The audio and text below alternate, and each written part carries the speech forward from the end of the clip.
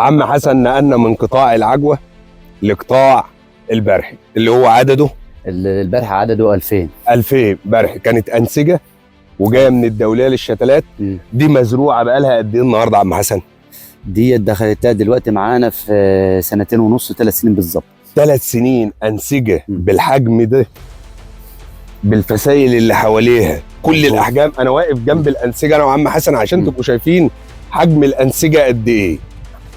المساحه اللي مزروعه زي ما حضراتكم شايفين، تقدر تجيب دي وتجيب دي وتجيب دي. دي الاحجام بفضل الله. كل ما هتمشي في المزرعه مش هتلاقي عفش، مش هتلاقي جوره مقطوعه، لا مزرعه منظمه لابعد الحدود.